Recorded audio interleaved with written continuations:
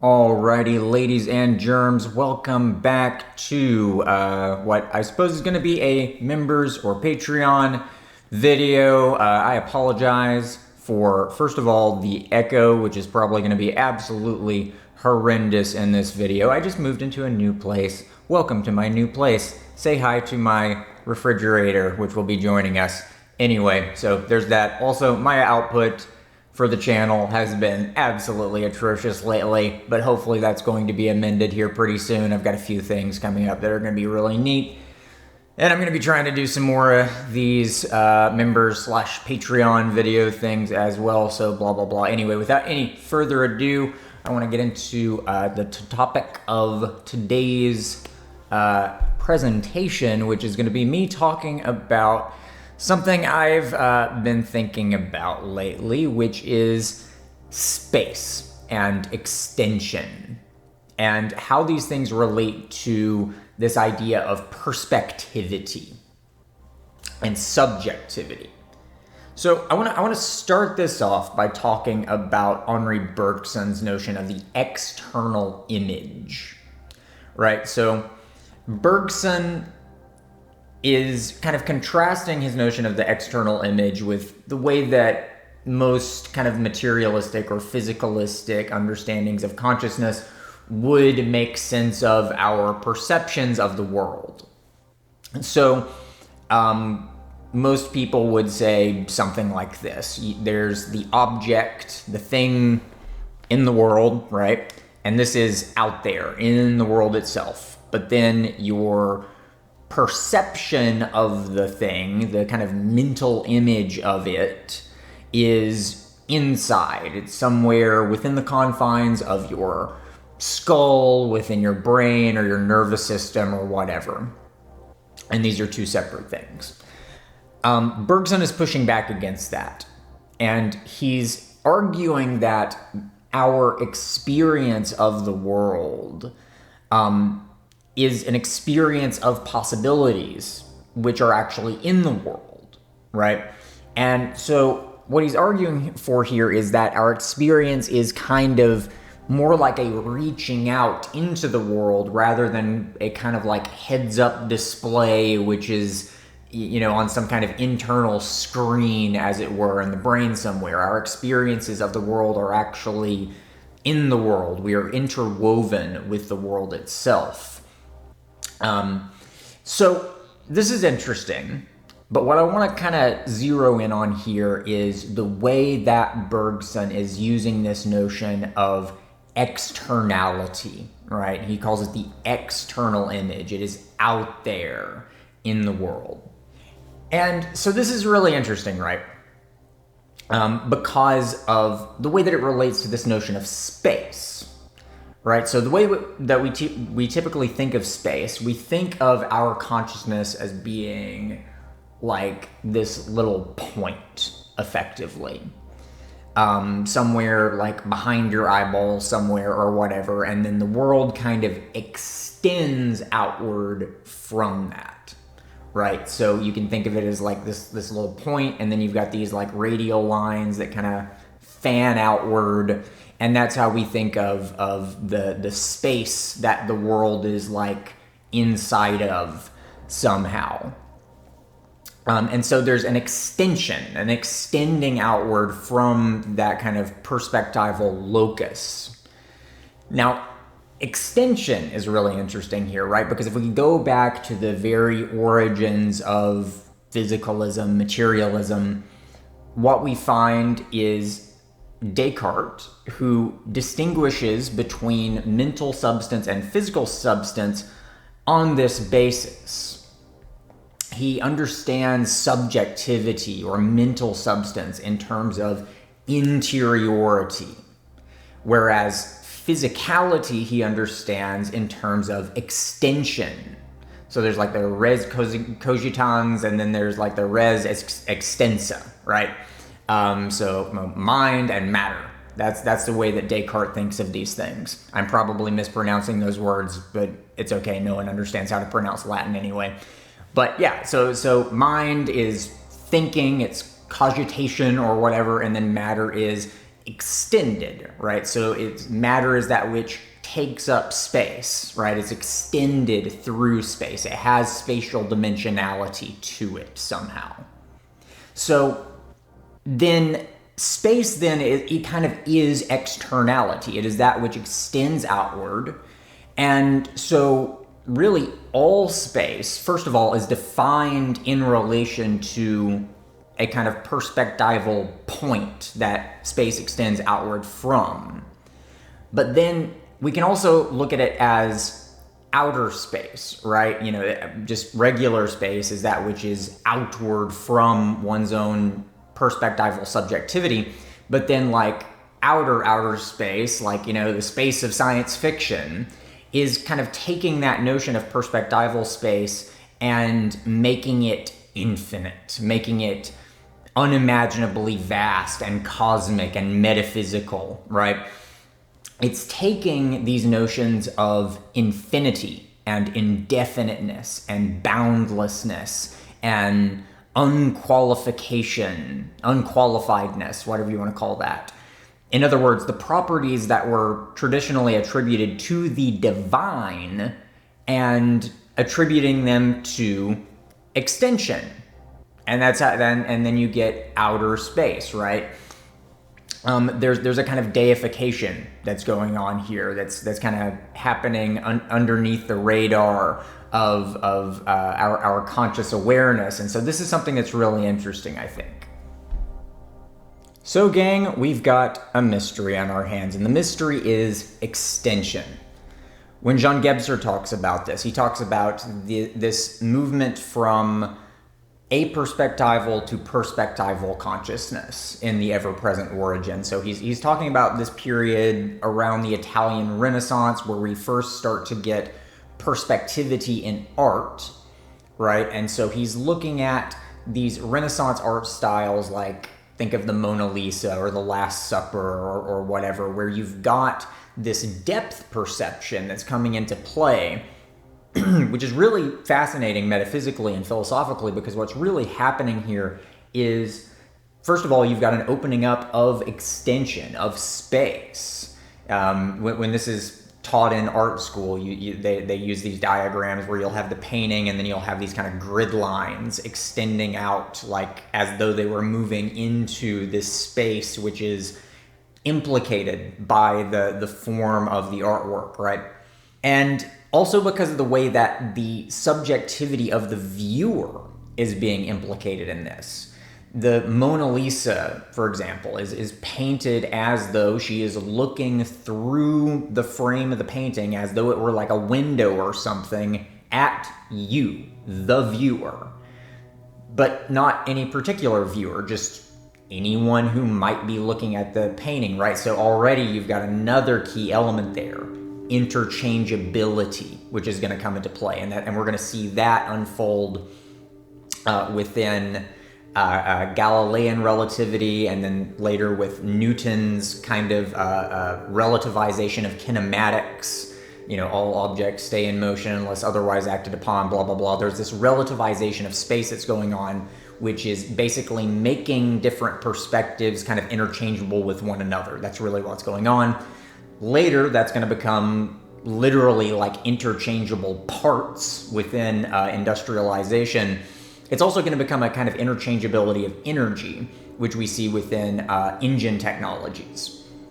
Right, and this is why I'm very, very iffy about these kind of like alternative archaeologist people who say, you know, they'll talk about like an advanced antediluvian civilization, which is not necessarily something I'm opposed to, but when we say like a technologically advanced civilization existing prior to the Younger Dryas or whatever, you better not have engine technologies in mind, right? And that's really what we're thinking of when we think of modern technologies. We're thinking of engines or electrical motors, which is really another kind of engine. You need to have a very specific mode of abstraction in order to be able to even conceptualize something like that. And that mode of abstraction was not possible prior to the development of perspectival consciousness, which occurred during the Italian Renaissance. right? So you've got to be able to, okay, so just to make a steam engine, for example, it's not enough to know that you can set coal on fire and burn it. It's not enough to know that that fire can turn water into steam. You've got to be able to look at it in terms of like an interchangeability of energy. You've got to be able to see that somehow the burning of the coal is somehow equivalent to the boiling of the water, which is then somehow equivalent to the moving of the pistons, which is then somehow equivalent to the pumping of the water out of your iron mine or whatever, right? That seems super duper obvious to us in the modern world because we're so entrenched within this kind of perspectival consciousness. The ancient Egyptians, that would have been complete gobbledygook. Things were not interchangeable to the ancient Egyptians or the ancient Greeks or the Romans, right? I saw a video on YouTube not too long ago. The title of it was how close was the Roman Empire to an industrial revolution? That seems like a perfectly sensible question to ask if you're thinking of technological development in this like very Sid Meier's Civilization, like 4X strategy game type of way. But that's not how technology actually works. That's not how technological developments actually occur. The Roman Empire was 100 billion, trillion, quadrillion light years from an industrial revolution because the prerequisites of consciousness needed in order to conceptualize the basic building blocks of industrialization were not there, and they would not be there until much later on, and specifically the Italian Renaissance is where we start to really see these things come into play. So, what's going on here? What's going on here is that somehow perspectivity, interchangeability, relativity, extension, and matter are all somehow the same thing when all said and done. How can that be? So the next person I want to talk about here is Jacobo Grinberg and his Syntergic theory. So if you're not familiar, Jacobo Grinberg was a 20th century Mexican neuroscientist and cognitive scientist who did a whole lot of work with shamanic practices, shamanic healing practices. He actually did a lot of laboratory work and field studies pertaining to different kinds of like magical practices and shamanic healing practices and things like that. He was a person who studied Pachita, this kind of shamaness lady from Mexico City who was famous for doing these weird ritualistic healings of people. Crazy story, but in any case, Jacobo's really interesting because the way that Jacobo thinks of this, the way that he conceptualizes space is particularly significant here, I think, because he does it in a way that is so obtuse, or at least it would seem to be very obtuse from a more kind of Anglo-American, Germanic way of conceptualizing these things. Jacobo, he developed really this whole metaphysical way of thinking about cognition and its relationship to the world. He called it his Syntergic theory. And so that word Syntergic, we can kind of correlate that with ideas of like syntropy or synergy, like Buckminster Fuller and whatnot. But the way that he thinks about space is particularly interesting. So he gives this example that's really neat. He says, imagine that you're looking at a star through a keyhole. Okay. Now imagine that star's really close up to the keyhole, right? So that you're looking through the keyhole and you can only see a little bit of the star because the star is so close. You're only getting like a tiny sliver of it because that's all you can see through the keyhole. But if you increase the distance between the keyhole and the star, then suddenly all of the star can be seen through the keyhole, at least if you have like a telescope where you can look through and see all the details. All the details are already there, as it were, in the keyhole, right? This is really interesting. So he's thinking of extension, distance between things, as facilitating a kind of densification of phenomenology, a phenomenological densification, a densification of experiential information, right? So he gives another example. He says, when like if you're driving in a car, you look up at the moon, and the moon it doesn't seem to move. It seems to, or rather, it seems to move with you. Really, is what it looks like is happening if you're on the ground looking up.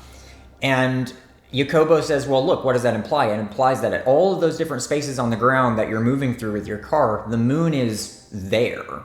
The moon phenomenologically is present within all those spaces. It's kind of projected down onto the earth, and that's possible because of the distance between the moon and the earth, right? So you're in your car, you're driving around, instead of looking at the moon, then look at the stuff that's kind of whizzing past you, the signs and the trees and the grass. There's much less density there, right? Those things are closer to you, but because they're closer to you, you're getting a lot less of them. They're blurrier, and they're moving away from you. They're kind of like frames, snapshots. They're not as present as the moon is. And so Jacobo's looking at this, and then he starts thinking about this in terms of gravity and time dilation, which is really interesting. Because the things he says about this are very similar to some of the things that I have said about gravity and time dilation in a couple of my recent videos. But I only found out that Jacobo came to similar conclusions after that, which is very interesting to me, that we kind of arrived at the same place, coming at it from different angles. But anyway, what he says is that with gravity, as gravity kind of pulls things down, there's a densification of matter, right? So it's like, things become more compressed. They get squished by gravity. Like, scientists, astrophysicists will tell you that it's this immense gravitational pressure which facilitates the fusion by which heavier elements are created within the cores of stars, which I'm iffy about whether that's actually how it operates or not, but nonetheless, you've got this compression, this pressurization that is happening due to gravity. And at the same time, there's kind of a correlative, an opposite effect that's happening, where there's this kind of opening up of things and an opening up of consciousness, which occurs as we move away from gravitational influences. So he's looking at like the way that satellites, around orbiting the planet, experience a kind of time dilation. Now, within general relativity, this is explained in terms of kinetic time dilation, not gravitational time dilation, because within relativity theory, gravitational time dilation is supposed to work the opposite way. Like it's supposed to become more dilated as you get closer to a gravitational influence rather than further away from it. But the actual phenomenon which we actually see empirically in the world is a time dilation with like satellites and astronauts in space and that kind of thing, right? Whether that's kinetic or gravitational, nonetheless, that's what we see. And Jacobo's correlating this with this idea of space and densification, that as things spread out, or as we move away from gravitational influences, there's a de-densification, a lightening, as it were, in material terms. So things are not as pressurized anymore, they're spreading out. But at the same time, there is a densification that is happening phenomenologically. There is more experiential information, phenomenological information within space as things are stretched out apart and away from one another. So what all this then implies is that densification is accomplishing something, we can say, right? Densification in terms of material densification. And this is something we've talked about on the channel before, the way that the kind of materialization or concretization, accomplishes the laying of a foundation, as it were, upon which greater complexity can then be built. But now we're seeing that there's another kind of process at work here, that is the separation of things through distance. And that distancing of things is also accomplishing something, but what? Right? So the next person to talk about then here would be David Bohm. And David Bohm's holographic theory, which I think is very important here. So David Bohm makes this distinction between what he calls the implicate and explicate orders. So David Bohm, if you're not familiar, he was a physicist. He did a lot of research with regards to quantum physics and electromagnetism and plasma physics. And he was also a metaphysician. He was very interested in lots of spiritualistic type stuff. He was really interested in Rupert Sheldrake's ideas about morphic resonance, because he believed that morphic resonance kind of went hand in hand with what he called his holographic theory, within which he's making this distinction between implicate and explicate orders of reality. And so the way this works, according to Bohm, is that fundamentally the world of extension, the world of geometrical space, is not actually fundamental ontologically. It is a consequent. It is an activity of a more fundamental implicate order, an enfolded order. So the way he's thinking of this is, you've got this world which you could think of as being a kind of morphogenetic space, in which everything is kind of enfolded in everything else. Everything is interwoven with everything else. Everything is kind of crammed into one ultimate singularity, in a sense. And then, through the activity of time, what happens is that the implicate enfolded order becomes explicated. It becomes unfolded through this kind of holographic projection, right? And so he's using this idea of holography as a metaphor here. In holography, you'll have like a three-dimensional object that's very condensed, and then you'll pass light through that object, that prism, as it were, and that will then project an image, a three-dimensional image, right? And that's how holography works. And so that's how he's thinking of space in general, that the distances between things in the world is actually an effect of this process of explication, of fanning out that which is more fundamentally enfolded together, everything being kind of on top of everything else, right? So if the separation, which is occurring here, this explication, is accomplishing something, then what could it be accomplishing if everything is already enfolded on everything else already within the implicate order, right? So this is where I think we need to bring in some of my own jargon to make sense of this, the distinction that I've made between the noetic and the sensorial, right? So the implicate order is what I would call the noetic domain. It is the pleroma. It is the world of morphogenetic fields, electromagnetic fields, the world of spirit and whatnot, right? It is a world of noesis, which is to say feelings of potentiality, feelings of forms, what Whitehead would call conceptual prehensions. Whereas the sensorial domain, the terminal domain, is what that noetic realm does. It is its activity. And so what you're doing is you're taking possibilities and you're explicating them. You're unfolding them in different ways, so that you're taking this kind of diffuse possibility space and you're deriving something concrete from it. You're deriving something specific and particular out of that. And so you can think of the physical world, the physical composition of things, objects, our bodies, whatever, as the kind of most outward manifestations or activities of these noetic processes, which are more fundamental. But that physical world, that sensorial domain, is important because it's through that creativity is really accomplished.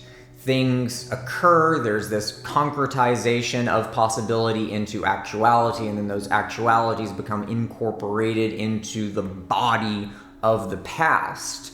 And so what's happening here, what Jacobo is describing when he describes this kind of phenomenological densification which occurs through spatial separation, what he's talking about here is the way in which the concreta, the physical actualities which are achieved through this process of concrescence, the way that those physical actualities then kind of become available to subsequent moments of experience, become available to be incorporated into subsequent unfoldings, right? So there's what Whitehead would call physical prehension, the way that past actualities become inherited into subsequent moments. That's what's going on here. The moon, because of its distance from the earth, it is available to participate in our experience even as we drive along our car, no matter what place you're at, you're still going to be able to see the moon because the moon's potential for inheritance is there. It is present because it is kind of projected down onto the earth. So physicality, sensational experiences, sensory experiences, always have this kind of past to present directionality, right? When you look up at the moon, you're not seeing the moon as it is exactly in this present moment. You're seeing it as it was a few light milliseconds ago or something along those lines, right? You're always experiencing the past through your sensory perceptions, right?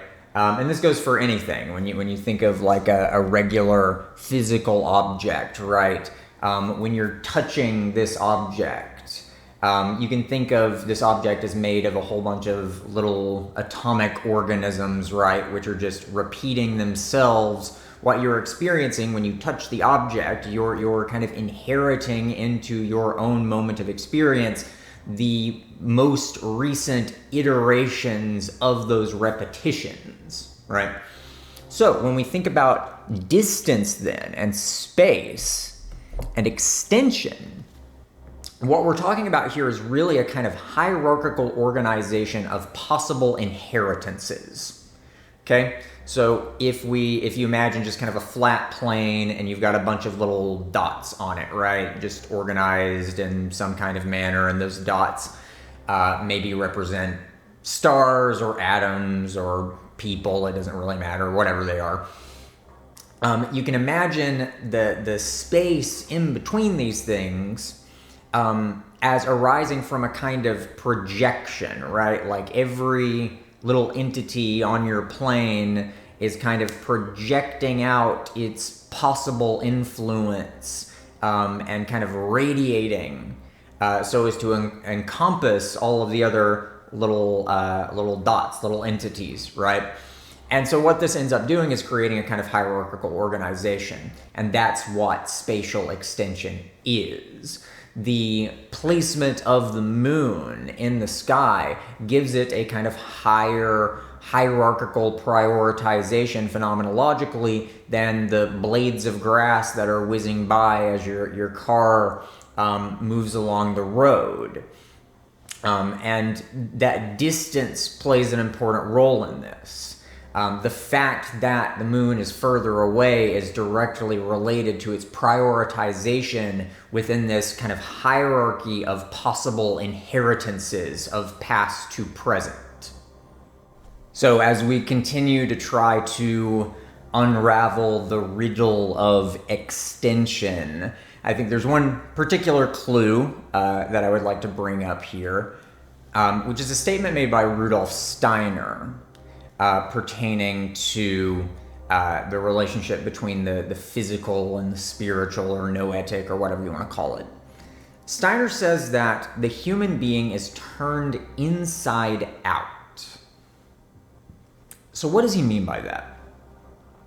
Steiner is conceptualizing the human being, the composition of the human being, human ontological composition, in terms of these different kind of layers of like the subtle bodies and then the soul, and he's got this kind of ninefold organization of the human being, which is very similar to the one that I've cooked up. But in any case, if we just look at the subtle bodies here, we can begin to see what Steiner means by that, right? So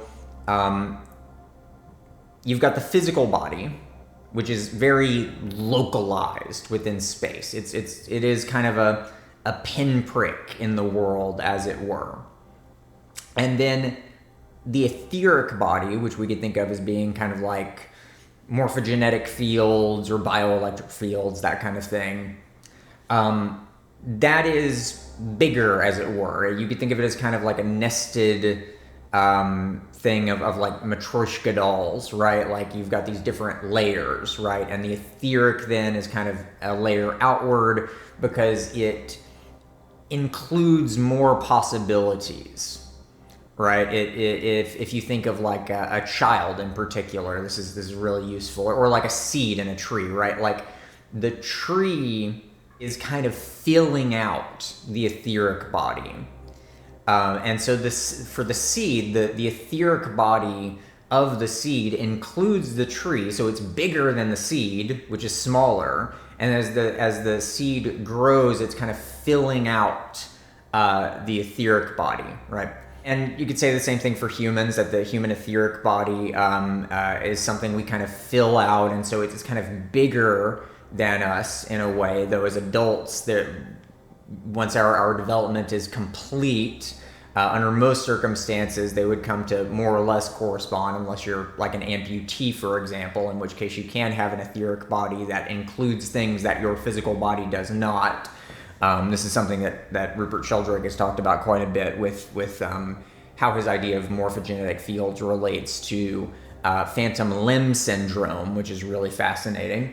But then with the astral body then, so that's the next layer up, right? You've got the physical, then the etheric, then the astral. You extend out even further, right? Because the astral body includes all the different behavioral patterns, all of the different drives, all of the different impulses and instincts and that kind of thing. And so all of the different ways in which you can move around, all the different possible gestures I could do with my hands or whatever, right? And so you could think of it as kind of this cloud or aura of possibilities, which is bigger than the etheric body. It's bigger than the physical body. So again, you've got this kind of nested layers type of thing going on. And so what Steiner is saying then, in saying that the human being is turned inside out, what he means is that these more outer layers of our being are actually closer to the core ontologically. Your astral body, in a sense, is more inner, in the sense that it is closer to the fundamental nature of your existence than the physical body. It's actually the physical that is the most outward, most superficial expression of your being. And so we're inside out, right? Like the things that are more outward, more encompassing, are the things that are also more inner, in the sense that they're more fundamental ontologically. And so the physical world itself, its explication is a kind of turning inside out of things.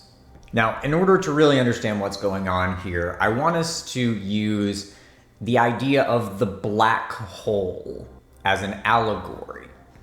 And it's a very appropriate allegory. There's a certain magic to the way that this all kind of falls into place symbolically. And I don't think that's accidental at all. Whether Einstein himself realized it or not, and in fact I think he did not realize it at all, but what he was doing was taking perspectival consciousness to its ultimate extreme within the sciences.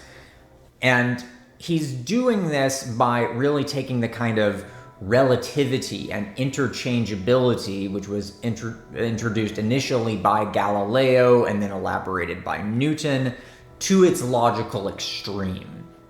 Relativizing space and time and kind of collapsing space and time into perspectivity, and accomplishing that in such a way that he's trying to save objective reality by relegating invariance to the speed of light, by understanding the speed of light as the speed of causation.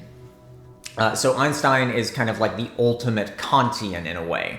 He's seeing really all of reality as a kind of hologram, which is created by the particularity of individual conscious subjectivity. Space and time collapse into one another. Really, time is completely erased and replaced by a fourth, or really fifth, quasi-spatial dimension. And out of the mathematics of Einsteinian relativity, we get this idea of the black hole, which Einstein himself did not invent. The black hole was demonstrated to be a consequence of Einstein's field equations by this guy named Schwarzschild, who provided these solutions which implied the existence of these black holes, where if you have enough mass and density, eventually the equations kind of spiral out into infinity, as they say, and you end up with something where you have a kind of zero-dimensional point or singularity with infinite mass, infinite density, infinite gravitational influence. This is interesting because most physicists today, in fact, I don't think any physicists today actually believe in Schwarzschild black holes. What they believe in is this kind of finagled reconceptualization of the black hole. It's called an asymptotic black hole, where you don't really get infinite gravity or infinite density, and it has to do with time dilation. Basically, the idea is that when a supermassive star is collapsing, the time dilation effects kind of counteract the collapse, so that the star is collapsing into itself, but as it does so, it's taking more and more time to collapse further, and so it just turns into this kind of infinite asymptotic collapse, where like the collapse never actually reaches a true singularity.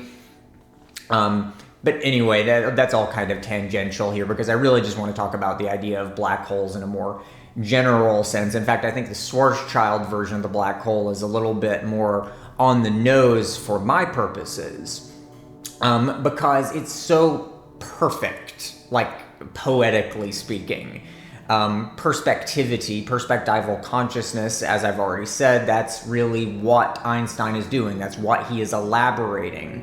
And perspectival consciousness is solar consciousness. The solar ego is implicated here. The individual egoity or subjectivity becomes a key player within Einstein's physics, because of the way that different perspectival reference frames come to be absolutely central to the way that his theory operates.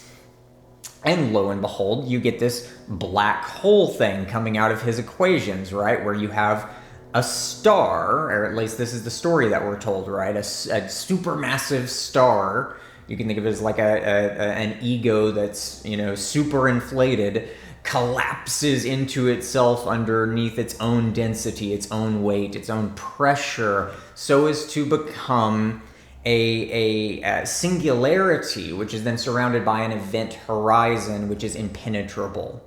light cannot get out, consciousness cannot get out of the boundaries of the event horizon, in the same way that Kantian perspectival consciousness can no longer get out of the bounds which separate the phenomenal and the noumenal.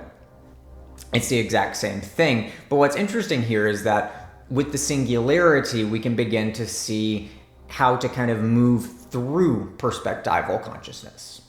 Not by banging our heads against the walls of the event horizon, as it were, the walls which separate the phenomenological realm from the noumenal realm, but rather by going inward, sinking into that singularity at the core of the black hole, at the core of perspectival consciousness.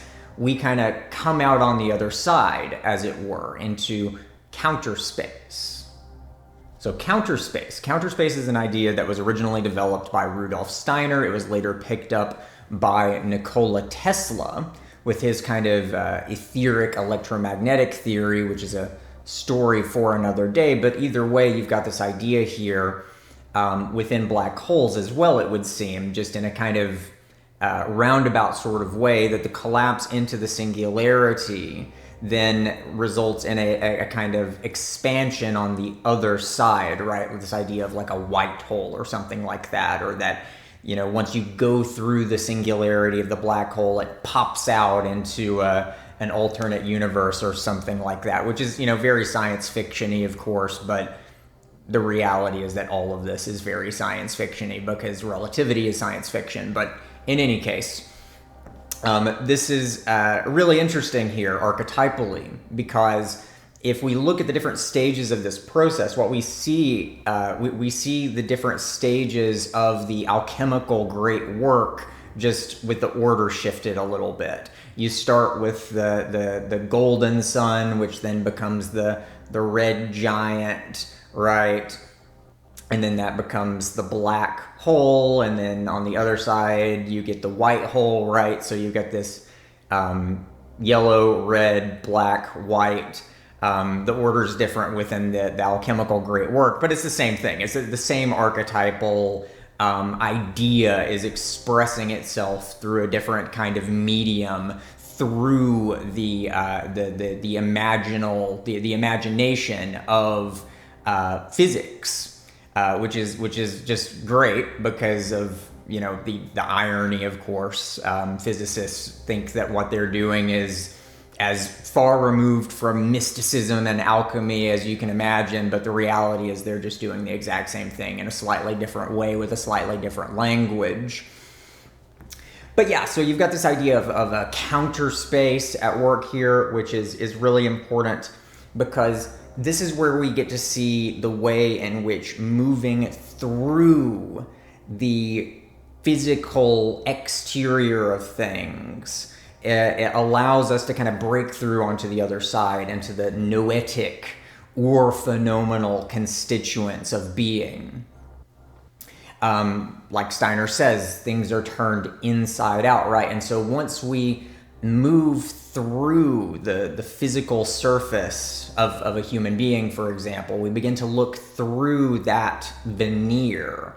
That's when we can begin to see the etheric body, the astral body, the spaces of possibility, the formative structures which preclude the particularities of physical manifestations. And we do that through imagination, through the exact same faculty by which physics was able to come up with the idea of the black hole and the white hole and the singularity and curved space-time and all that, right? It is through imagination that we're able to penetrate into things. We often, in colloquial language, tend to think of imagination as being the equivalent of fantasy. But within the works of Goethe and then the English Romantic poets and Owen Barfield, we see a distinction made that's really important here.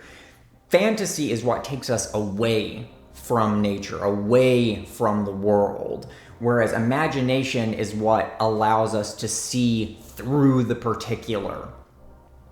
right? And that's important. That's not to say that fantasy is bad and imagination is good. They're both good. They have roles to play. They feed into one another. But imagination is not fantasy. Imagination is not leaping outside of the world. Imagination is necessarily, by definition, grounded in the world, in nature.